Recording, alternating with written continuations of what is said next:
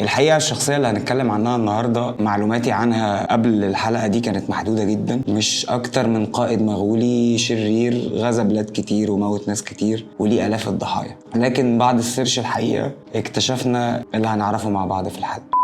تحياتي، يا رب يومكم يبقى جميل. علماء الوراثة بيقدروا إن 0.5% من سكان العالم مرتبطين بيه وراثيا. ممكن دماغك تجيبك إننا هنتكلم عن حد من أولاد سيدنا آدم أو من أولاد سيدنا نوح، لكن لأ، إحنا النهاردة هنتكلم عن مؤسس الإمبراطورية المغولية جنكيز خان، أو بمعنى أدق هنتكلم عن القرارات المناخولية اللي أخدها جنكيز خان في حياته. بس خلينا الأول نعرف مين هو جنكيز خان. اسمه الحقيقي تيموجين، اتولد ما بين سنة 1155 وسنة 1162. مفيش تاريخ محدد لميلاده بسبب ان تاريخ المغول في الفترة دي كان غامض بالنسبة لينا بشكل كبير. ابوه اسمه يوسوجي، كان زعيم عشيرة ملكية في المغول، وخطف ام جنكيز خان يوم زفافها على راجل تاني، وده كان من الحاجات العادية اللي بتحصل كل يوم في قبائل المغول. وبيتولد جنكيز خان وبتحصل حاجة غريبة جدا في مولده، بينزل من بطن امه وهو ماسك في ايده كورة دم متجلطة، وده عند المغول معناه ان الطفل ده هيبقى محارب عظيم. وبيكبر جنكيز خان وبيوصل لسن 9 سنين وابوه بيموت مسموم. اتسمى ابوه على ايد عصابه من بدو التتار، وهنا لازم نفرق بين التتار والمغول. التتار رحل وبدو في قاره اسيا وفي عداء دايم مع المغول، لكن بعد كده هيتحدوا وهنعرف ازاي. بس الحقيقه ان احنا دلوقتي بنستخدم المصطلحين تقريبا بنفس المعنى وبيدلوا على الغزو الوحشي، لكن الحقيقه ان هم كانوا مختلفين عن بعض جدا. نرجع لموضوعنا.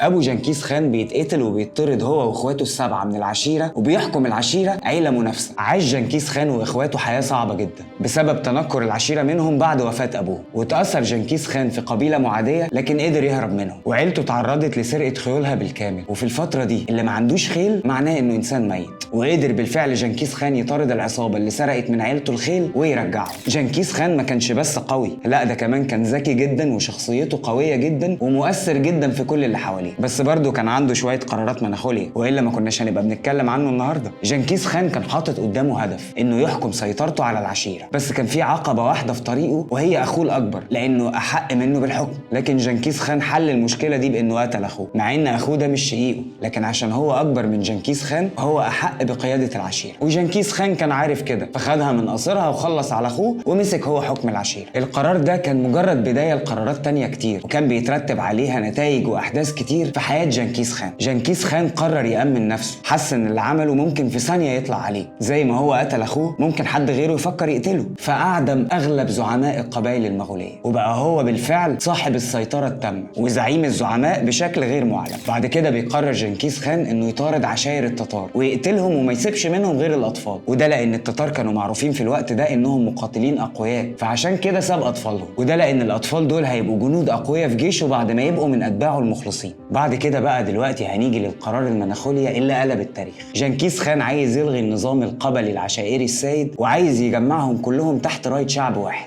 امبراطورية واحدة تتحرك بأمره وتقاتل تحت رايته. وهنا بيحصل فعلا القرار المناخولي، وفي سنة 1206 بيتم المبايعة الرسمية لجنكيز خان انه يبقى الامبراطور، امبراطور لجميع سكان السهوب، وحكم بمزيج من القوانين المدنية والعسكرية بنظام اسمه الياسق، وده زي دستور او نظام للحكم اللي اسسه جنكيز خان. النظام ده قايم على بعض اللوائح والقوانين اللي عملها هو بنفسه بهدف تحقيق الامن والاستقرار، اللي هو خلاص عمل كل حاجة وقتل كل الناس وسيطر على الحكم ووحد التتار والمغول، فخلاص بقى احط القوانين اللي اعرف اسيطر بيها على الناس، واللي بيخرج بره القوانين دي بيتقتل مباشره، مفيش فيها هزار سواء كان مدني او عسكري. وبكده يعتبر نظام حكم الياسق اول نظام حكم يعتمد على القوانين بعد ما كانت بتحكمهم العادات القبليه. القرار ده ترتب عليه تبعات كتير جدا في حياه جنكيز خان، وهنا بيجي الوقت اللي بيتحرك فيه جنكيز خان ناحيه بلاد جديده. بيقرر جنكيز خان انه يعمل تحالف تجاري مع الدوله الخوارزميه، ارسل قافله ضخمه محمله بالهدايا للسلطان الخوارزمي علاء الدين محمد خوارزم شاه، وفي طريقهم اثرهم الحاكم اناليجيك لان هو شك ان هم جواسيس، والسلطان جلال الدين اداله الاذن باعدامهم كلهم. هنا بقى جنكيز خان حس ان كرامته الامبراطوريه اتهزت، بس قال يمشيها اصول للاخر، وبعت 3 سفراء للسلطان الخوارزمي جلال الدين وطلب منه ان هو يسلمهم اناليجيك ويدفع كمان تعويض مناسب عن المذبحه اللي عملوها في القافله بتاعته. فبيرفض السلطان وبيقطع راس واحد من السفراء اللي بعتهم جنكيز خان وبيبعت راسه مع الاثنين التانيين عشان يرجعوا لجنكيز خان كجواب من السلطان على الرساله اللي بعتها له جنكيز خان. ودي اجابه واضحه وصريحه ودعوه صريحه للحرب ما يرفضهاش الا جبان، وجنكيز خان طبعا زي ما احنا عارفين ما كانش جبان، فبيعلن اول حروبه امبراطوريه منظمه عندها جيش نظامي وبيتحرك ضد الدوله الخوارزميه. بيبدا جنكيز خان يعد جيش وصل تعداده لحوالي 100,000 مقاتل مغولي، وقسمه ل4 مجموعات عشان يوهم الخوارزميين ان الجيش بتاعه عدده صغير مش على نفس قوه استعداد جيش المملكه الخوارزميه. وابتدى جنكيز خان الزحف على مدن الدوله الخوارزميه، وكانت اول المدن اللي غزوها مدينه أطرار، وقتلوا اغلب السكان واعدموا اناليجيك. هو اصلا كان رايح لاناليجيك، وبعدين كملوا الزحف على باقي المملكه. قدر جيش المغول يدخل مدينه بخاري، دمروها وحرقوا مساجدها واسروا بعض السكان واعدموا الباقي. وبعد كده دخلوا مدينه سمرقند، وده بعد استسلام جيشها. لكن شعب المدينه وقف وحاربهم، لكن بامكانيات جيش زي المغول صعب قوي توقفهم بامكانياتك المحدوده كشعب بيقاوم. وبرضه دمروا المدينه ونهبوها وخربوها تماما. الحقيقه اللي بنقوله ده ما يختلفش كتير عن اللي بنشوفه طول الوقت في الاخبار، من مذابح الاطفال ومن ناس بتموت. وربنا ينصر اهلنا واخواتنا في غزه. فبيقرر السلطان علاء الدين انه يهرب هو وابنه وقائد جيشه، وبيأمر جنكيز خان انهم يلحقوهم ويطاردوهم لحد ما يقبضوا عليهم. وفي المطارده دي اتدمرت اغلب مدن الدوله الخوارزميه لحد ما سيطر جنكيز خان على الدوله الخوارزميه بكل ثرواتها. من الوسائل اللي ساعدت جنكيز خان بفرض سيطرته على المساحه الواسعه دي انه عمل نظام جديد بريدي سريع سموه يام. والنظام ده كان عباره عن مجموعه محطات متوزعه بشكل معين. المحطات دي بتقدر تغطي كل اراضي الامبراطوريه، وفي كل محطه من دول موجود رسول بحصان. ودي كانت فكره النظام بالكامل، ان الرساله بتتنقل من محطه للتانيه عن طريق الرسول والحصان. شوف بقى الابتكار والتجديد في الفكره عشان خاطر الرساله توصل مضمونه وسريعه جدا. بالنسبه لحياه جنكيز خان العاطفيه فده اصلا بقى موضوع كله مناخوليات.